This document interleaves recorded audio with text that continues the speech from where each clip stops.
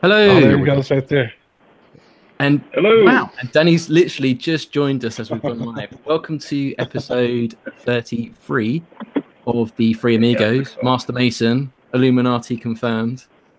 I'm joined by my other two fellow amigos, Joel and Brian. How you doing, guys? Hello. Hello. Hey now. Excellent. Everyone's here. Danny's just joined us, but Danny, you're out and about. You're in Mexico right now, right? Is that correct? Yeah, I'm in a little town outside of Metepec called Atlixco, and I'm down here picking up this wheelbarrow. I guess you can see it back there, and a few other tools. I mean, it's easy to find the crew, but they're not all that well equipped. So I'm going to equip them a little bit better to make sure I get the most out of the money that we're spending as far as getting something going. So what are you actually doing in Mexico right now? I see the wheelbarrow, but I'm not up to date with what's going on. So you building something, or we're building somebody's house that was flattened by the earthquake. So we're not. It's when we say earthquake, earthquake relief. It's like we're building houses. So wow. Yeah, we're not handing out bags. We're not handing out bags of soap or anything. We're rebuilding people's houses here. How are you funding this? That was interesting. I've been after Bitsu to get this going, and so I have Jose. I sent Jose the Dash, and he sent cash, pesos, to a guy that we found in Metepec to his bank card, and he gave us the cash, and that's how we're hiring the contractors. So what I'm also going to be doing is with the suppliers here in town, I'll get their bank account numbers as well.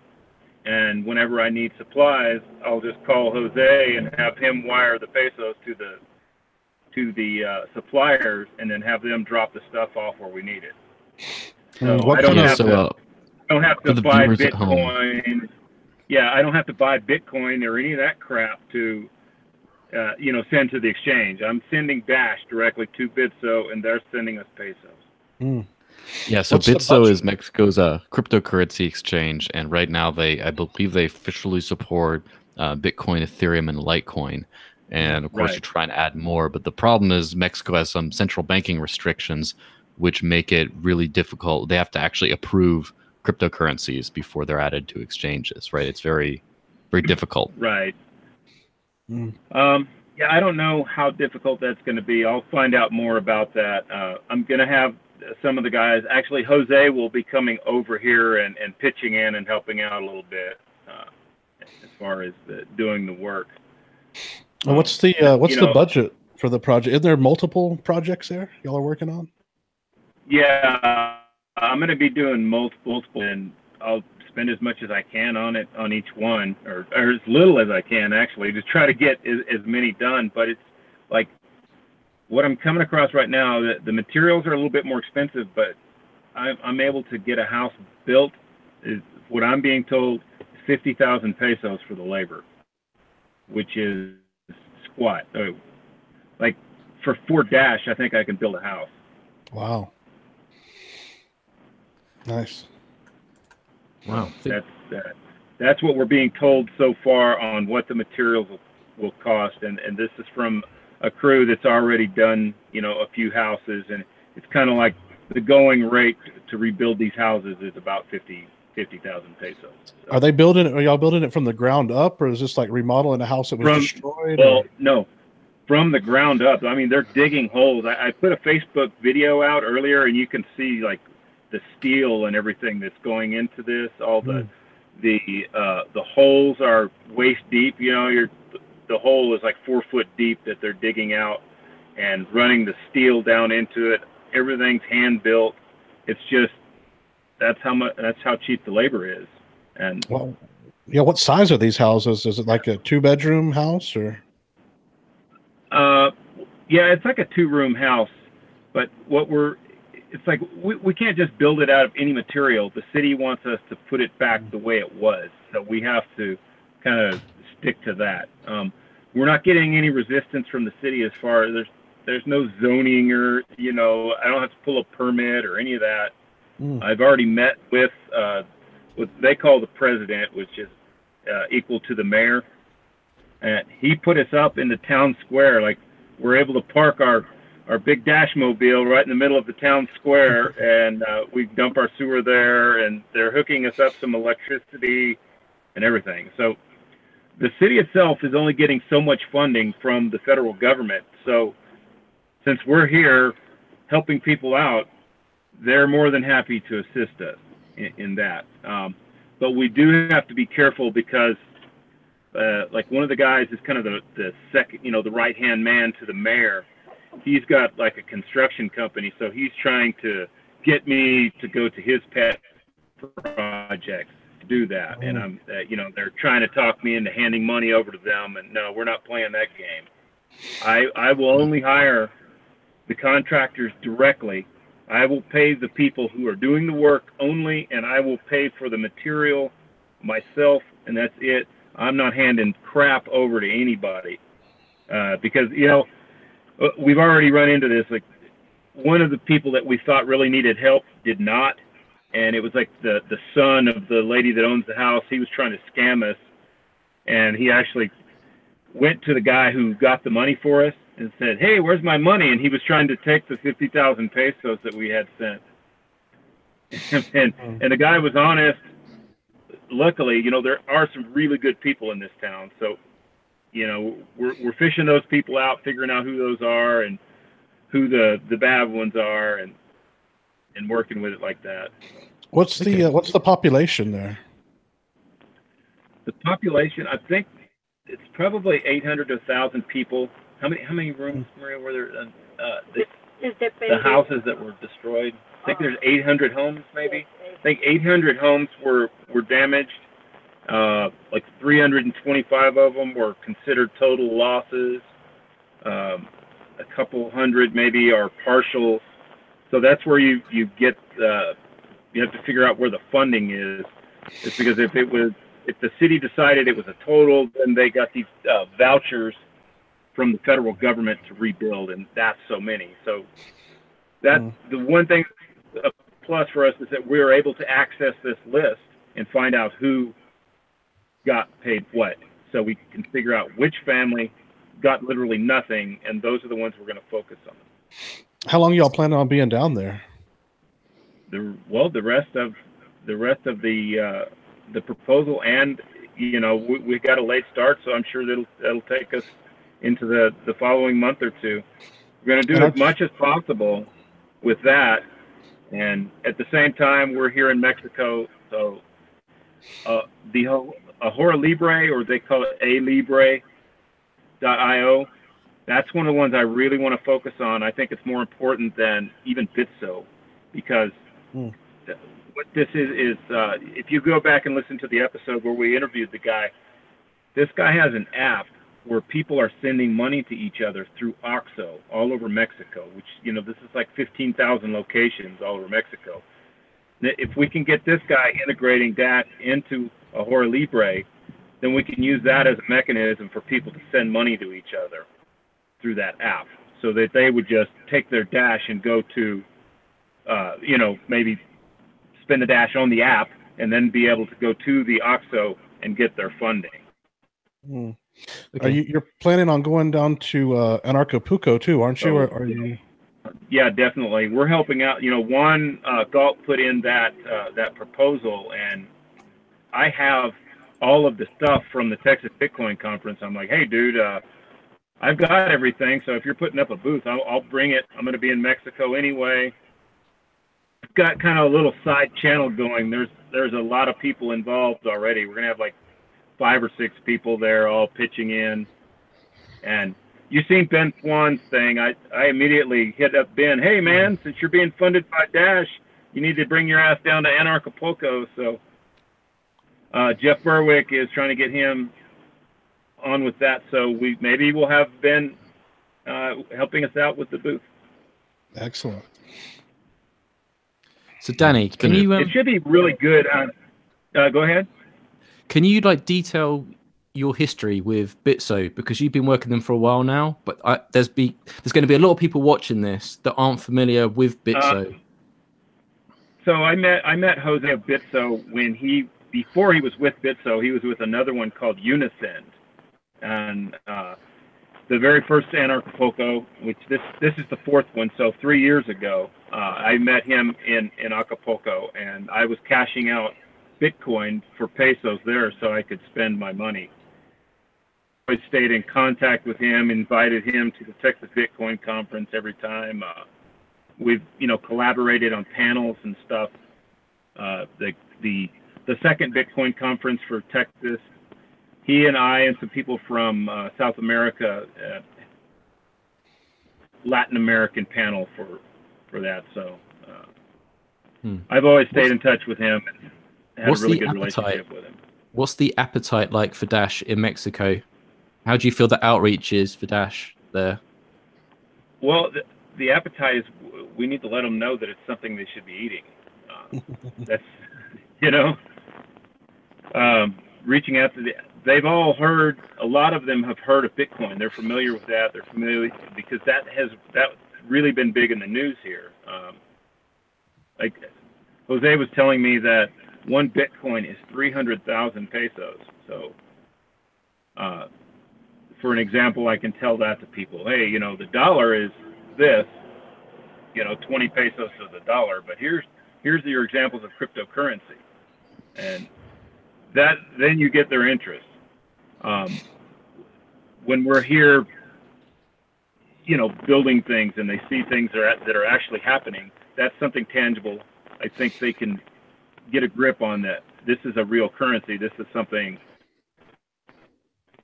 that is useful to apply. And I mentioned earlier, there's utilize the buying it. If I can take some of the friction out of what we're doing by being able to just send the Dash directly to Jose and have our invoices paid, that's one step to getting people understanding. Yeah, the remittance should be huge, especially if we get some ATM network or like that, like you were talking about. Oh yeah, that's good. So our other ATM showed up. The one that we got from Jeff, we got that one, and I'm talking with Brian. We're going to get. He's ordered 5. I'm going to get 3 of his 5. I've set those sent, and then Bill. He's another Dash guy. He's probably, I don't know how many Masternodes he has, if he does. He's getting 5 ATMs, so we're going to look for placement for those. So we should have 9 in the Central Texas area, and these are all Dash branded. Nice. And the other thing, so I'm talking with Dash Caracas too, and they're letting us know that they have, people in Caracas and in Venezuela have Texas family members, whatever. So that's another good way of doing it. Say, like, they have Facebook groups and stuff in cities where people from other countries, like, take for instance, in Austin, you have a Chilean. My wife's Chilean, so she has a group of people that are on a Facebook group. So every time they have an event, all the Chileans show up for an event. So I should be reaching out to Venezuelan or other Latin American areas, like, say, in Brazil, where CoinBR has, access for Dash. I need to be looking at these Facebook groups and build a relationship with the people in those groups to let them know, hey, here's an ATM. Here's a way of sending money frictionlessly to your family in Brazil, in Venezuela, wherever. Way cheaper than Bitcoin too. Last time I seen their price, it was still pretty high, $13-14, I think. Yeah, right. Oh man, that's bad. I mean, that's several times the daily Mexican minimum wage right now. Wow. Right. Exactly. Yeah, I mean, it's like, hey, sorry, we have to send money. You got to work another day. Go back to the construction. Yeah. Hey, will you please work 1 week to send a transaction fee? Like, yeah, no thanks. It's sad. I mean, because, I have a lot of respect for Bitcoin. That's what brought all of us here. Yeah. Bitcoin opened the door, and I don't think anybody should have disrespect to Bitcoin. But, I mean, these assholes that have taken Bitcoin in that direction, they're definitely no friend of the people that want to use it. Yeah, they got their own fees and stuff they want to try to get off the network and centralize it or federate it or somewhat centralize it and control it. meanwhile, Dash keeps reducing its fees. What's wrong with what you are people? our fees? What are our fees right now? Are we still sub-cent, or is it like 1 cent or 2 cent?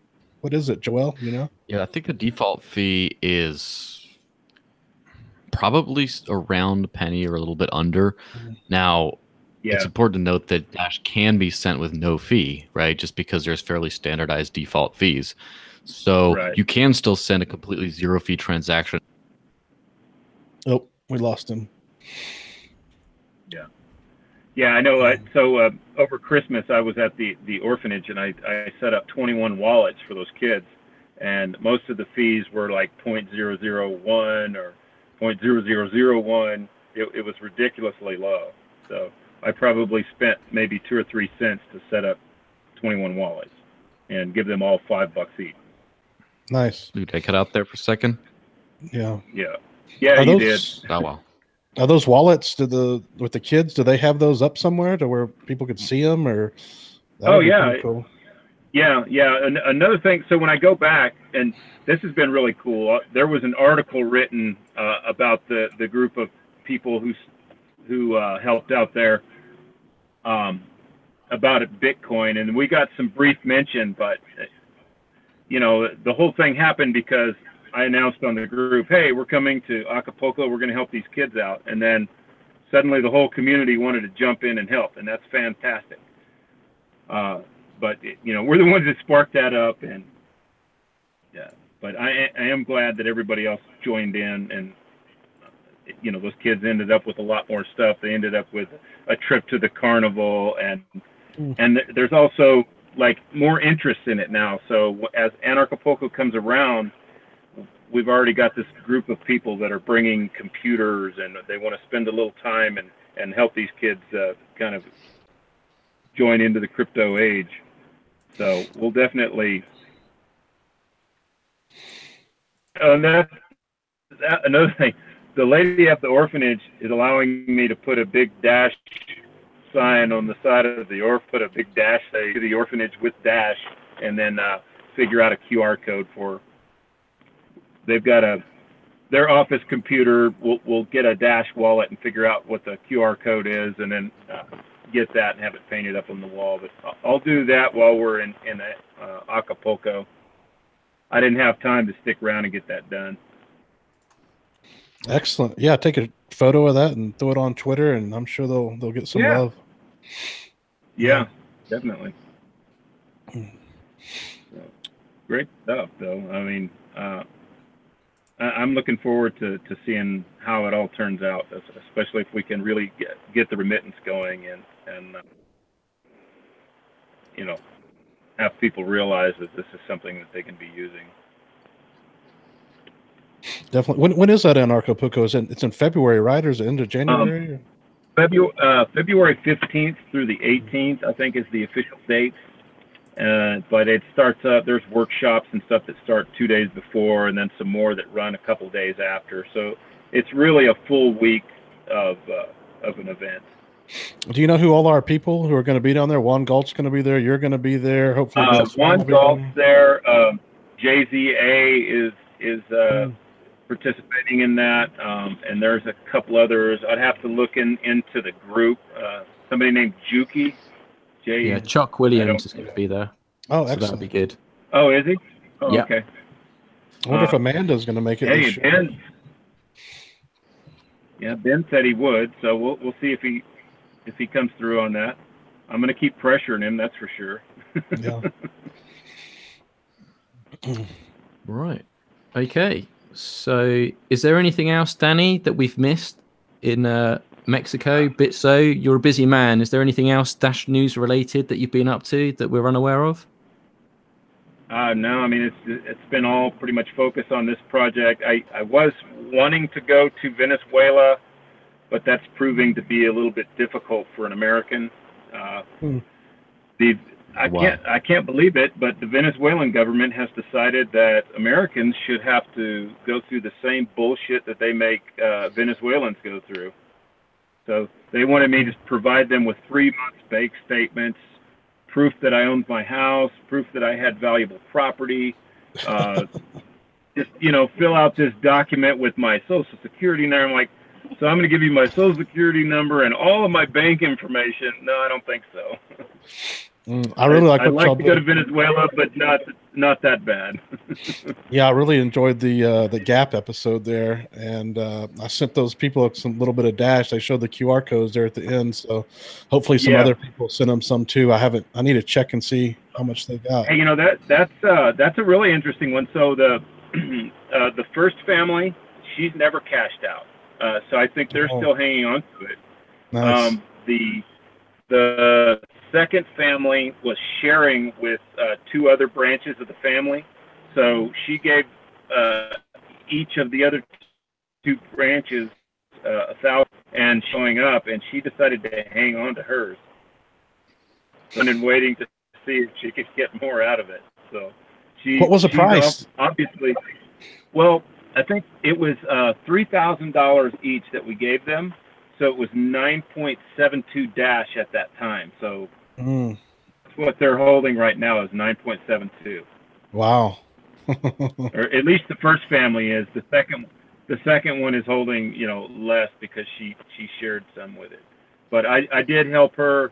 I set her up with the guy in San Antonio that has the other Dash ATM, and he sent money to her right away. Well, I can report that BitCard has been working flawlessly for me here the last couple of weeks at least. There's some problems before that, but the last couple of transactions, in fact, the last transaction I made, I did the BitCard transaction within like 5 minutes. Boom. Speaking of BitCard, there's the UPS is at the door now. Oh, wow. Well, that's good to see that.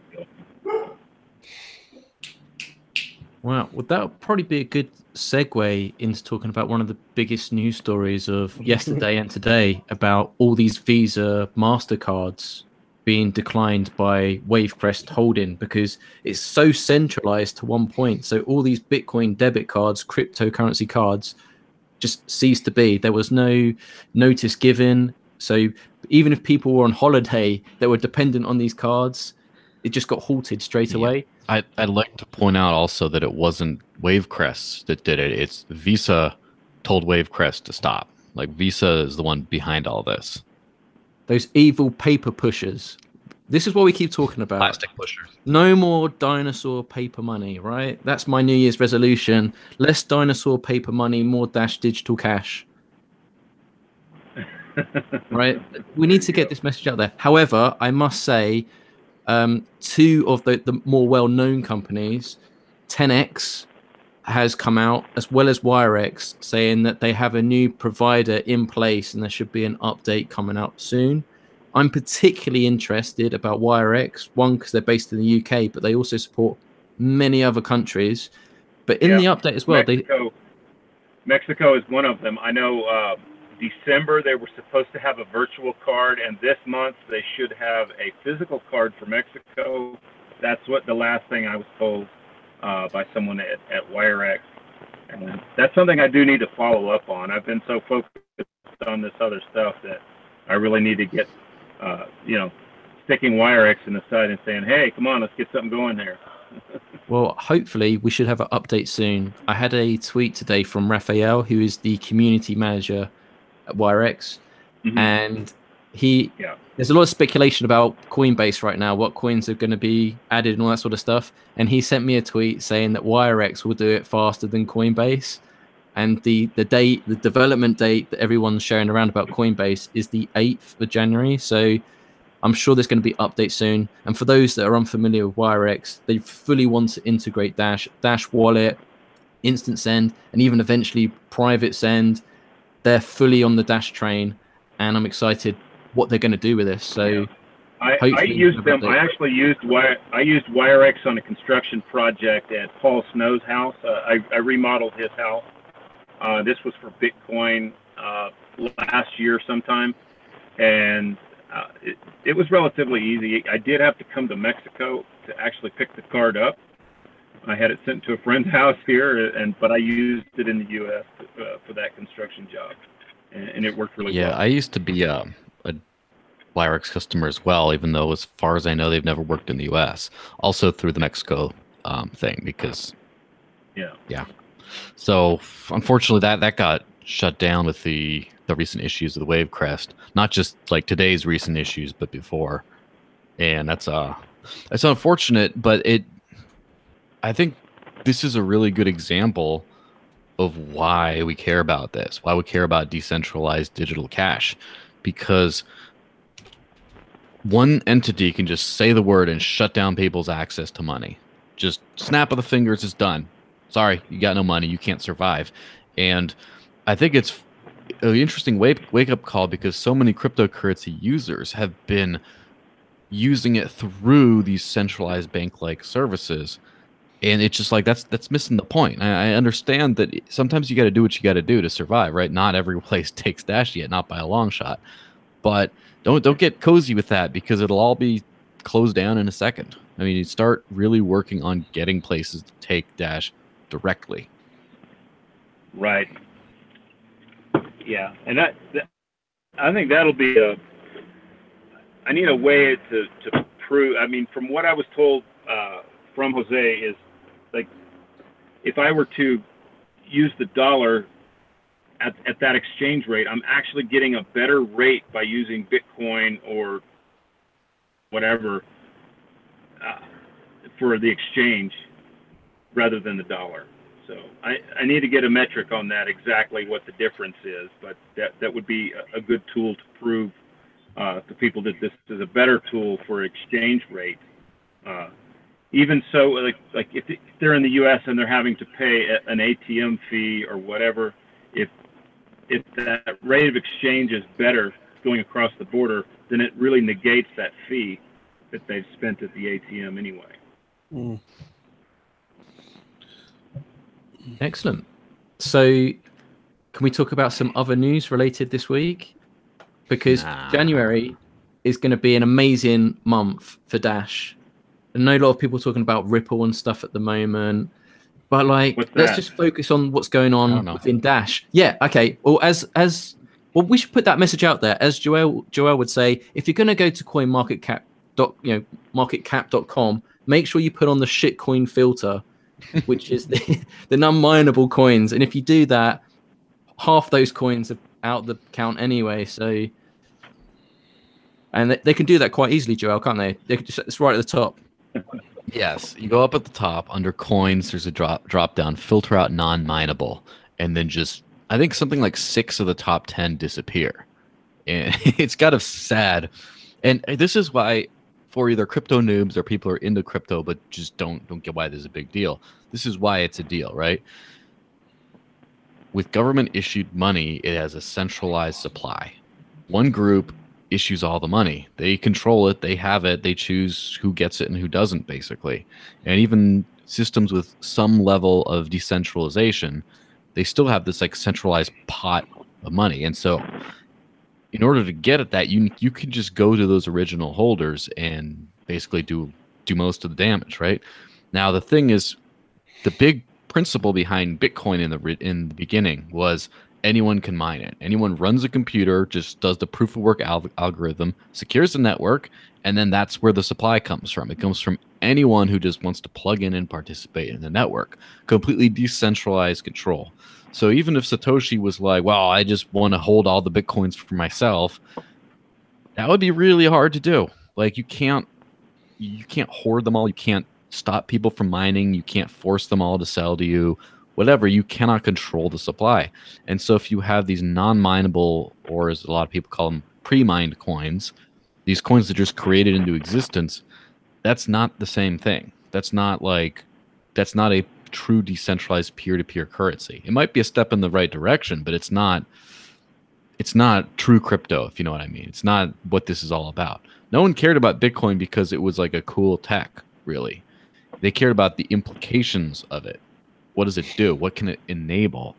And so if you have a lot of these other coins, as they're called, right, that don't have any kind of mining function or anything similar like that, that have a controlled supply, I prefer to think of them as blockchain tech stocks. That's kind of what they are. A lot of them are technological platforms. A lot of them are controlled by a single company. and they do a lot of cool things. And I'm not going to dump on their existence. It's not the same category at all. It's not what got me excited about this. Are you trying to tell me that a 100% pre-mine with an infinite supply is not good for cryptocurrency and blockchain technology? Because a lot of these coins have that formula right now.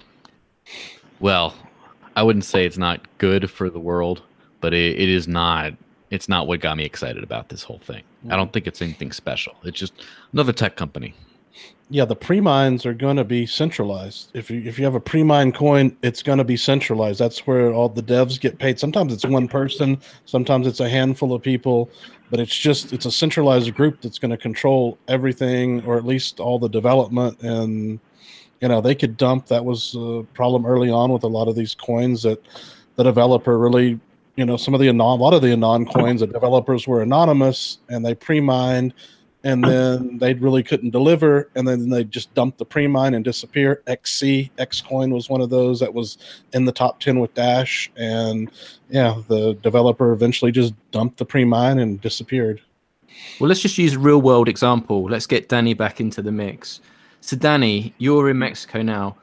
Why are you messing with Dash? Why aren't you using Ripple? Why aren't you using Ethereum? Why aren't you using Bitcoin? Why Dash?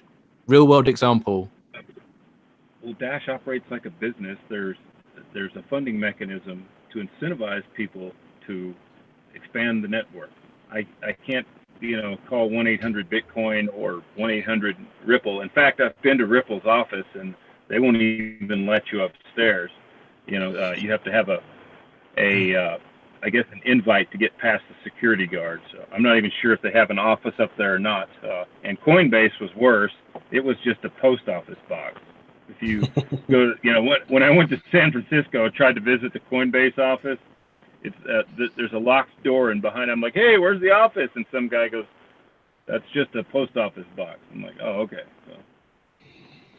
So yeah, I mean, incentivization, and that's the whole point of Masternodes and the Treasury is to incentivize things. I can't work for free, but if I'm incentivized to be able to do this, well, then I'm going to do the best job I can. I mean, I've always done that in everything that I do. I try to do the best I can. So I want to go big. I want to do as much as possible. Now, the crypto show owns their own Masternode, correct? Or is that yours personally? Yes. Harlan, the founding member of the show, he has the Masternode. And I actually sold him the Bitcoin to buy that node, and I laughed at him when he did. And who's laughing now? Wow. How long has the crypto show been running for now?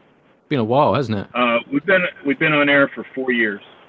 Wow. So you've got Danny here from the crypto show.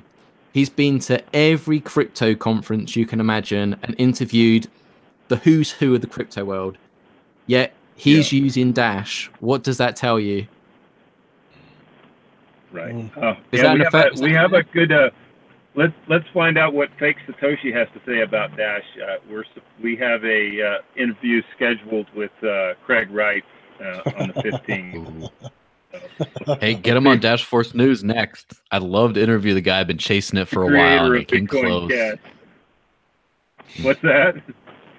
Because if you can get Craig Wright, if you can get him to be interviewed by me, I'd definitely love that. He came really close like a few months ago, but then it was like, nah, it's not. Just, anyway, It would be great. I'm pretty good friends with Roger, and so I just asked Roger to help facilitate that, and he did. Roger let him know that we wouldn't shit on him. We wouldn't be a hostile environment, that we would treat him fairly. Well, there you go. There's another Dash Masternode owner right there, Roger. What's that? Yeah, right. Everyone that's old school in this game, like blockchain veterans, OGs, they're all in Dash somehow, whether they admit it or not, but we all know they are. Even the Monero people, they've got Masternodes set up. Even all the Monero developers, they've all got Masternodes. And even the haters in Monero want to copy us now with layer 2, even though they attacked us on it in the beginning. Nah, it's confirmed. They've confirmed it on Bitcoin Talk. I know Smooth has Masternodes.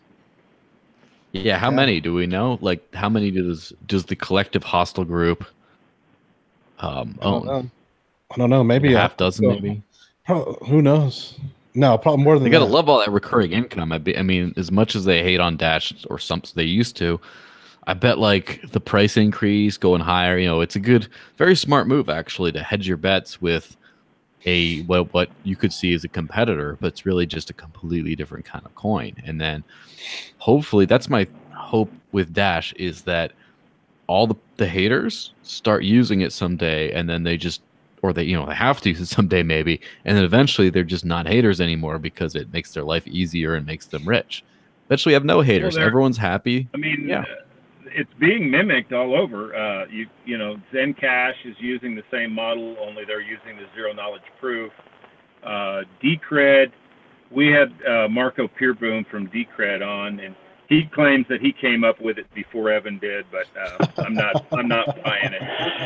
So, but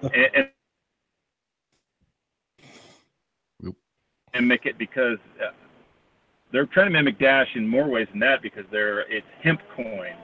And I've had people contact me telling me that I need to buy a Masternode for hemp coin, because they're switching to the Masternode system, and they're going to be the number one coin for the cannabis industry. And like, well, I think Dash has already got that covered. We're working on that with Alt36, which I don't know if I've mentioned this. I know I haven't mentioned it yet on this show, but if I've mentioned it before, but the store that we're putting in the ATM in Austin, it's a smoke shop that fully intends to switch to cannabis when Texas is legal.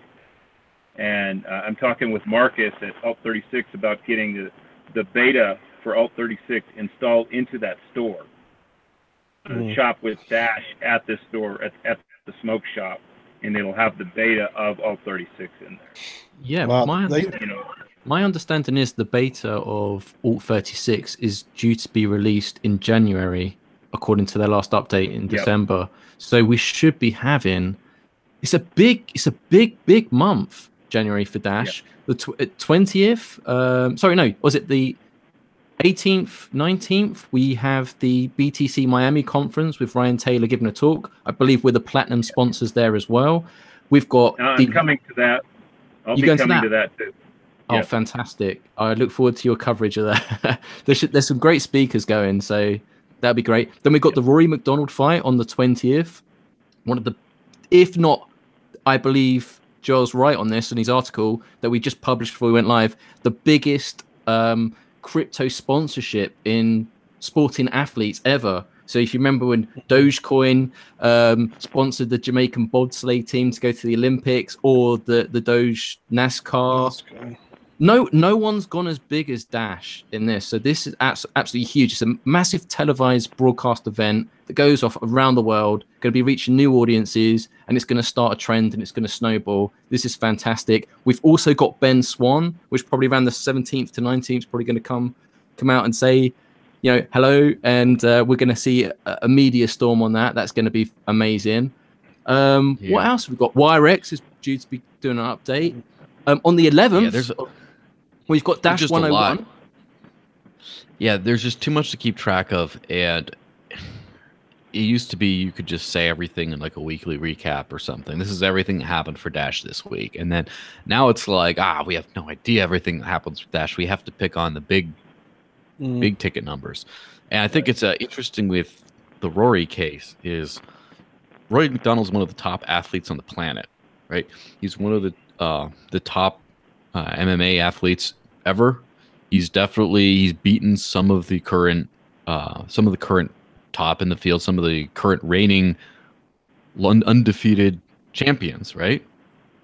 This is absolutely top shelf material. It's not like before. It's like, oh, we got this person. Who will acknowledge a crypto? Now you have some big names talking about it, or some big names like buying some of it or something. But now, I mean, especially with Dash, you have big names being sponsored by Dash, and before you know it, it's just so early in the game. Yet we're so high in the game too. There's what about Naomi Brockwell? The Hard Fork series. Yeah. So is she going to change her name from Bitcoin Girl to Dash Girl, or what? mean, how's that going to I don't know. That might trigger Amanda. Yeah, I didn't think that hard fork thing passed. When I checked it, it was like almost 7 votes. But then I saw the it article. passed by like 8 votes at the last moment. Yeah, it must have. Yeah, because I checked it. I was like, oh man, that sucks. It didn't pass. But yeah, it looks like it passed. But it was truly organic, and that showed the and real power. She works for John Stossel, so that could definitely be great for Dash to have John Stossel talking about it. Yeah, I'll have to get Naomi to hook that up. There's a lot of Now here's where we get to wild speculation, because I know most cryptocurrency works on wild speculation at this point, and Dash has been kind of the polar opposite, especially the core team. Just try to like undersell everything, not say anything, release things that are completely airtight, and then not really make a big deal about them.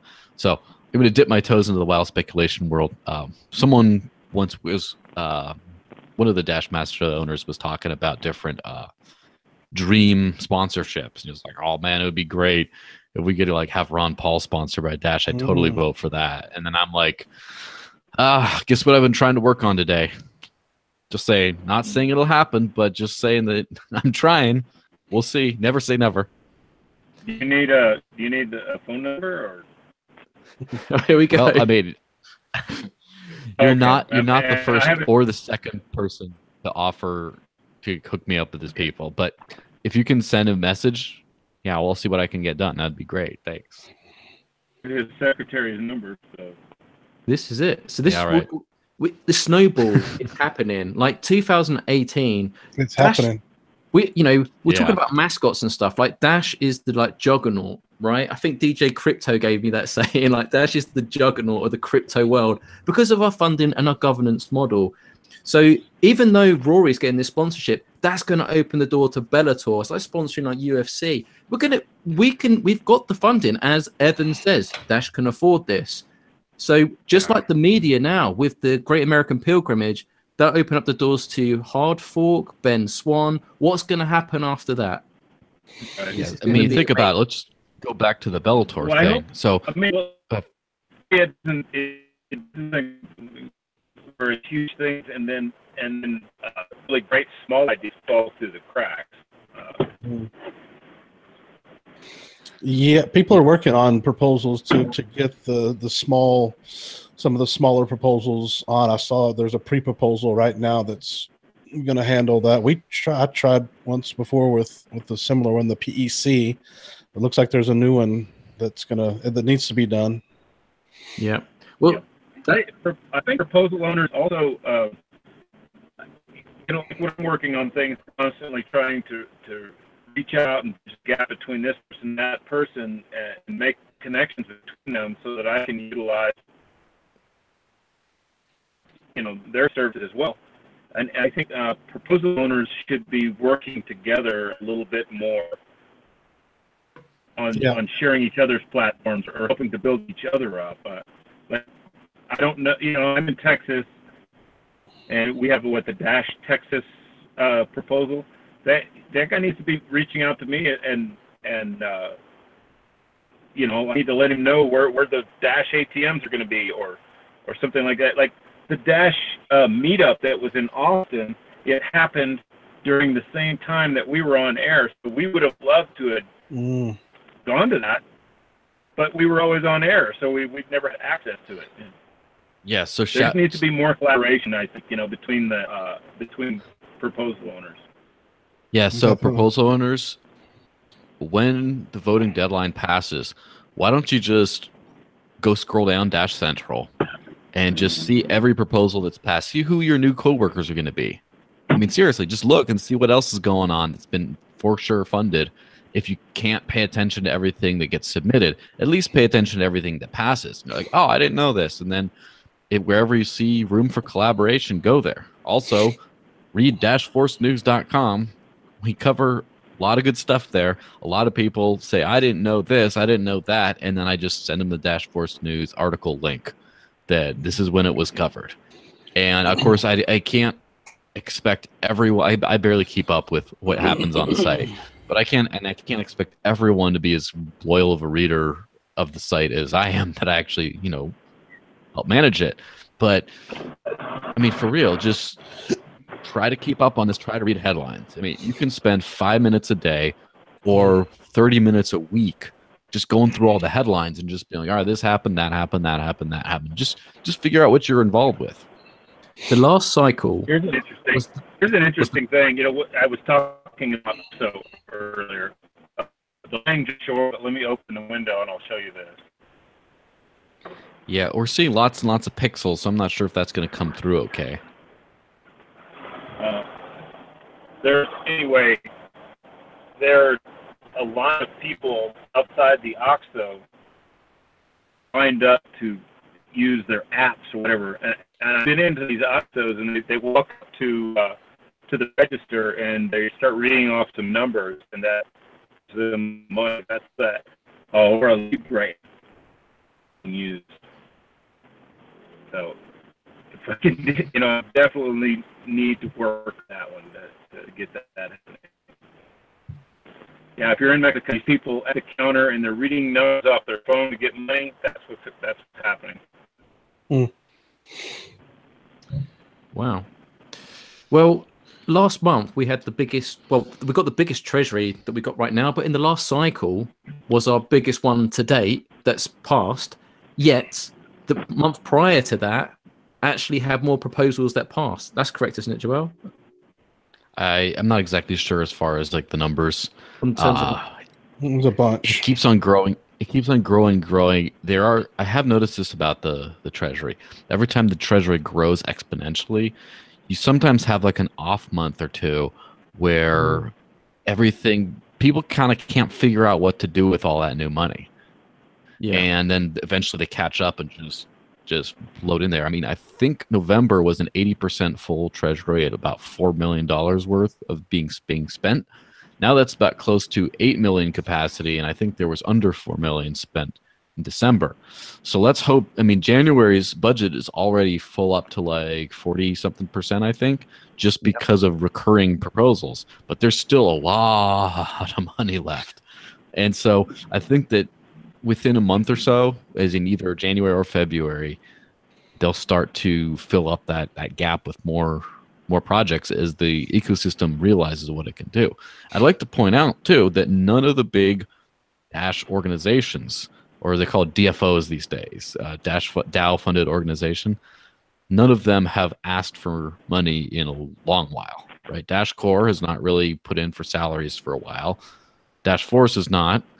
And Dash Labs has never put in a proposal because Evan's still funding that on his hoard. And it's like this is all the Dash Treasury right now is extra stuff. Yeah. Dash is so well funded that just anything can happen. And one of the biggest challenges of the Dash community now is how do we use it all? How do we not just like use it up, not mop it up like using bread to mop up spaghetti sauce at the end of your meal or something? Like how do we actually properly utilize and grow into this role of how do we realize that we're a top coin, like in terms of the power that we yield, the community, the size of it? Absolutely. Yeah. January last year at the conference with Ryan Taylor mentioned about the Super Bowl advert. Like we've grown, we're not in that position anymore. And I think some people within the community haven't really grasped that concept yet, including some Masternode owners saying like, oh, we could do a Super Bowl advert. I'm like, no, we're past that now. We could buy the stadium, right? Or we could sponsor a football team. Was talking about Bellator earlier on, right? Now, they've got two big sponsors. One of them is Monster Energy Drinks, right? And in 2015, they did a 2-year sponsorship deal for $2 million. That's pocket change per year for us. That's huge. Yeah, we could do one of those every month. Yeah, like stuff tons of room in the budget. We could start buying coffee shop franchises, all sorts of stuff. I mean, like I don't want to get my Mr. Monopoly hat on, but we really could do this. We can start buying up local taxi services in Texas or whatever. Make sure they only accept Dash or whatever. Like we could do so much. Now, Ryan, don't realize this. Ryan was just on a podcast. I forget the name of it with these two guys, and he talked about we could, we're could buy companies here. I mean, really soon we could be buying companies. But one thing I'd like to see done with, if we have extra funds left over, I'd love to see the core team set up a masternode for the developers and have some kind of a program to where, you know, something for them to look forward to where they get a piece of this masternode, and the developers, and the longer they're around, the more that they get, and something like that. Especially if it's just sitting on the table, we gotta do something. You mean like a masternode share program? If we try really hard, we could probably even fund a school bus to go through Mexico. We could literally do anything. I don't get me wrong. I love advertising and marketing. Business adoption is the key word. So whenever it's for integration or adoption, that will always hold a priority. But we need to reach new audiences. So we need a multi-pronged approach of all sorts. So not just one person doing one thing, just multiple efforts worldwide. And I think when these POS solutions start to come out, especially these hardware ones by General Bytes and the ones Festi are working on, it's like the Festi one, hopefully they're going to be around like $60 or whatever, like little Android devices, whatever. I want to start people putting in proposals to say, like, I want to do a proposal for 100 piece, $60 hardware devices, and I'm going to go around my local town, city, to all the shops that I like, and integrate them, give them to businesses, set them up for free to accept Dash, because we've got first mover advantage with our governance and funding system, and we should be using that to our full potential, and we will do it. I'll make sure of it. Yes, Dash Business Grant Program, right? Do like a rotating grant where for free you'll get set up, and then you'll get get some special promotion. You'll get matching Dash for your Dash sales, right? So imagine you get you sell like $1,000 of worth of Dash. You get $1,000 in Dash payments over the course of the month. They give you another 1,000, right? And then just start rotating this grant around to a bunch of other businesses. Do like a few at a time in a small town. Focus on some key areas, some key high visibility areas, that kind of stuff. And before you know it, woo, this thing goes big. One story that I noticed in the news is Visa is paying a few $1,000s to restaurants to drop cash, to stop accepting cash. And it's like, whoa, well, that's kind of aggressive. But guess what? Dash can afford this too. How many businesses can you just be like, look, we'll make you an offer you can't refuse. We'll just, we'll throw you enough of the D's that you're just going to be able to go all Dash exclusive. And eventually, who else can do this? This is and it's not just them accepting pay. Incredible. I want to get to the stage where they start paying their staff in Dash as well. And that's where we're getting to as well. Payroll and payments. Want the whole game. Want everything. We're not here to take part. We're here to take over. How about if we bought planters and we could rename it to D's Nuts? That sounds good. Did CoinGun's Venezuela project, did that get funded? I didn't think it did, but then I was looking, I thought maybe it. No, unfortunately, this time around, the Colibit thing got enough votes past the deadline, so it did not. It got enough votes, but it was after the voting deadline, so it did not. Because I was looking, I thought I didn't think. Yes, that's what I saw. Okay, yeah. It's just so crazy when I look at the top 10 in CoinMarketCap right now. I look at them and I think, what are you actually doing? Where's the utility in these coins? It's just speculation and hype. And then I've just said all this stuff that's happened in Dash in January. I feel like Russell Crowe in Gladiator. I'm like looking around saying like, are you not entertained? Like, look at all the stuff we're bringing to you. And look at these coins. I get people, and they're mostly new boys. They're like, have you seen Railcoin, Rawcoin, all this sort of stuff? And I'm just like, no. Who uses it? What does it do? Like, oh, hang on. You're talking about like 100% pre-mined coin with an infinite supply. Oh, wow, it's got billions and it's only like under $1. It's the supply. Like, and of course, I'd have to do some actual deep research into some of these projects before I could name names and definitively call things out. However, I mean, a thing I've heard circulating around a lot is they call it, it's like a $13 billion white paper. It's like, you got a white paper, you're going to do all this stuff. No blockchain. Massive valuation for pumping out these tokens, and we got a working wallet. Okay, well, what can it do? Oh, you can just send the tokens around. It's like, that's the thing is, the whole can of worms. I mean, here I'm gonna blame Ethereum for a sec. Now I have nothing against Ethereum, and I think that they've done a good job of doing massive on-chain scaling so far at like 1.3 or more million transactions a day. It's several times what Bitcoin can do. Now, first off, Ethereum started kind of with an ICO, and then Ethereum enabled ICOs, which is so people could crowdfund the promise of future tech, and then quickly, without any safeguards against just run away for the money and not producing something. It just became an ICO machine that everyone can just write a fancy white paper, buy tokens, and then at some point, I would argue that most ICOs or most investors into ICOs never invested in the possibility of the technology being completed or used. They invested in the idea of that the hype would generate more profits. Not that the actual technology, but they invested in the hype that there would be hype. And now that like all these Ethereum ICOs kind of like burned out a little bit, they're still going, right? But now there's these other tech company ICO. Danny loves ICOs. I was with him at the London World Blockchain Forums, and all it was ICOs, and Danny was in heaven. Is that right, Danny? Is Danny still there? Danny's frozen. I think you gave him a heart attack, Mark. I get to a house and have to wash that crap off.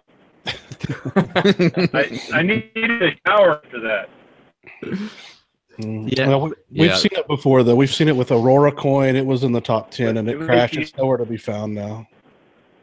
Yeah. Joel was right, though. Like last year, it's just these little trends. So these ICOs was the dirty word because it was just an easy way to crowdfund. And then towards the end of the year, it went to hard forking Bitcoin. Like, let's just be a central bank and inflate the supply and keep doing this. And it's like the cancer to the whole blockchain technology is huge. It's just detrimental. Yeah. But now what How many rounds of quantitative easing has Bitcoin gone through? Well, it's just like now what people are doing is they're coming up with these token coins, creating 100% of the supply before they do it, right? Coming out, they'll create a website with a roadmap, and they'll put like their first milestone, and then they go around to all these YouTubers and give them a little bit to get all these people to jump in. So they haven't even delivered anything. There's no proof. It's 100% like created, and they just pump this stuff out, and people are just lapping it up like, oh, this is amazing. And it's just like, wake up. Yeah. It's just an idea. Like, they haven't delivered anything at all. There's no innovation whatsoever. Yes, and it's disgusting. The reason they get away with this is still such an experimental. What was that? I have been joking for months. I've been joking for months about I wanted to start an ICO that starts ICOs and call it and it's Bitcoin. And then at the Tech Bitcoin conference, there was actually an ICO that starts ICOs. Oh shit. Oh yeah, didn't they hire a bunch of like rental models and stuff for that too? I think. Yeah. Yeah, I was there. Oh, rough times. Let me tell you, it was a rough one.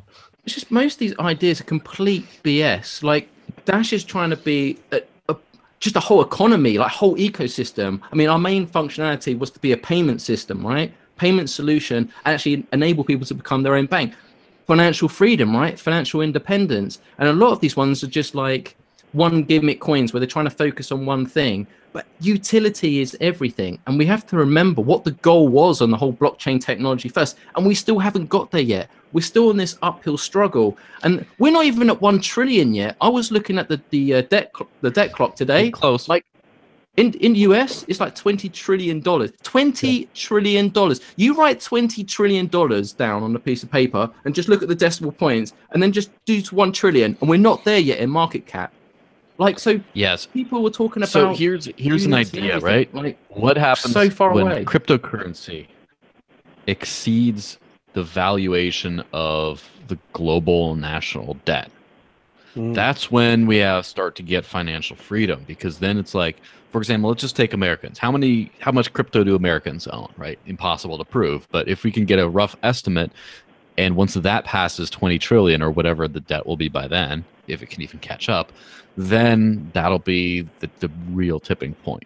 But really, all this hype, all these ICOs, everything that just freaks people out, all that nonsense is only because it's so new that even something like Dash, isn't visible as a practical tool yet. It's still in that same hype zone.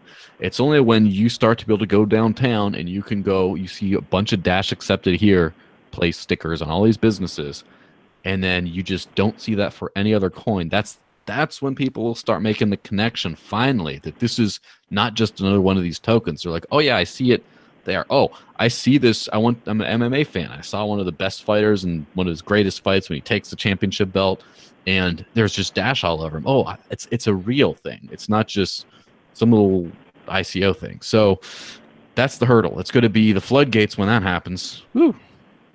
Yeah, and we saw the news article this week, dashforcenews.com, #1 source for Dash News Online, about Bank of England, right? They're looking into their own cryptocurrency. It's like, don't they get it? Like, you've already lost. You're fighting a losing battle.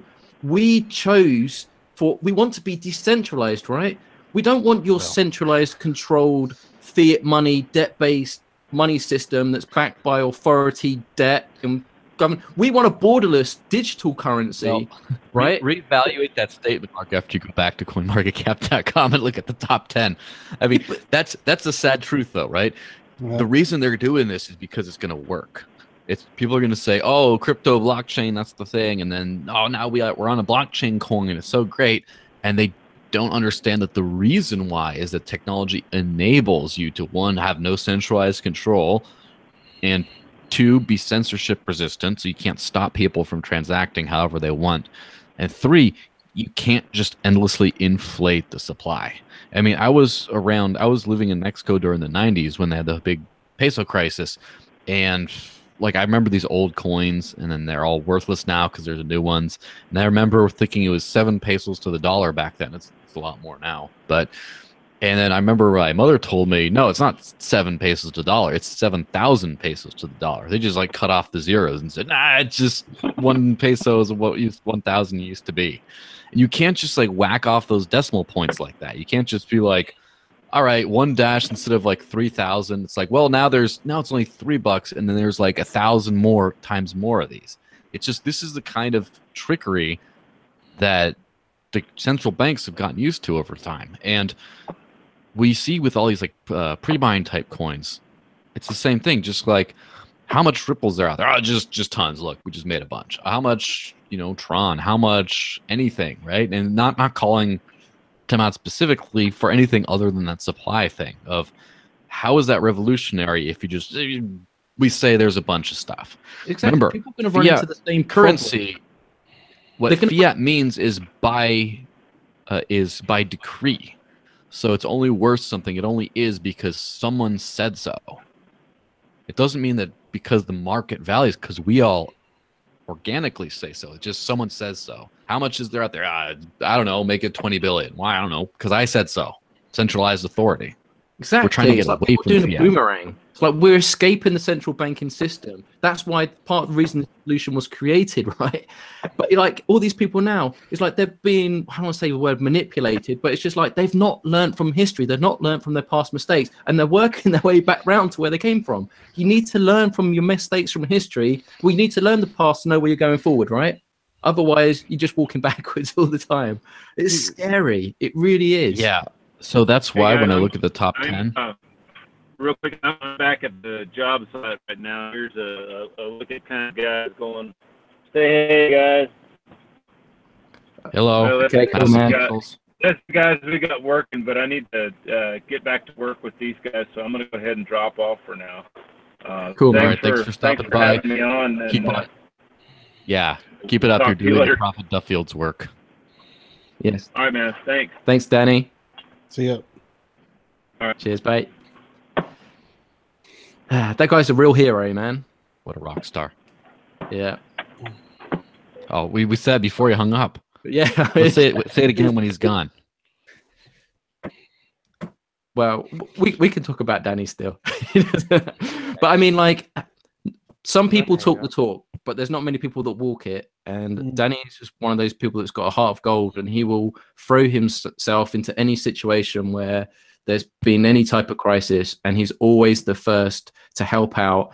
And one of the reasons why Dash is so great is that we do have an open, friendly community, and we can support people like Danny to do projects like this. And so I do encourage people to go out and follow the Crypto Show on Twitter, to follow Danny and his wild adventures, because we need to support each other, right? If we're going to change the world and everything else, it's not always about speculation money. Sometimes you need to start from the people that need the help the most. So yeah, let's wrap up. Let's wrap up. And that's the thing. My parting thought is, a lot of times people get caught up in FOMO, fear of missing out. They see just all these other coins, they're going up, they're going, but it's not the same thing. It's not like, for one thing, if these were world-changing technologies that liberated people from control, then why wouldn't we be happy they're succeeding? Why wouldn't we just jump on the most successful, the best project in the space in that case? But it's not the same thing. I mean, again, hit that filter non-mineable thing. Are those top few going up? More particularly, how's Dash doing? Dash is doing amazing. I don't care what all these other things, but all the rest of the world does, throwing money into stuff that's not going to really change how free we can be. I don't care about that, because Dash is doing great.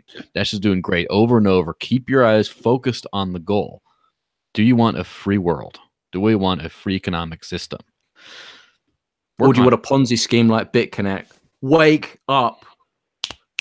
I'm being serious. Like, how do we get as woke as you, Mark? Is it the frozen pizzas? But like, I heard BitConnect was served some kind of order from the US. In Texas. The guy that's behind the BitConnect, he's actually in the UK. He's not too far away from me. So the address that it was sent to. So like, I'm kind of curious to see what's up, right? I might jump on a train and see what's up. But I mean, yeah. And once again, how did BitConnect it? They got all these YouTubers in their pockets and they started pumping that stuff out. We've all seen those horrible YouTube ads. Ugh. But people are sold out. People have lost money. Well, they've lost their Bitcoin.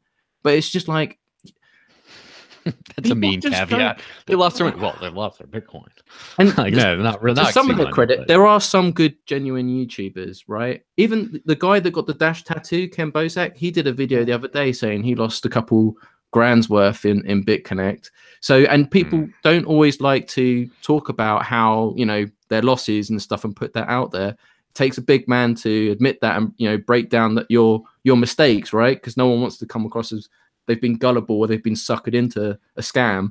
But people aren't learning their lessons. And it's just, it's just like every month you hear one of the big top 5 cartel banks being fined millions of dollars for breaking the rules, making billions of dollars. They get slapped on the wrist and a fine for $1 million.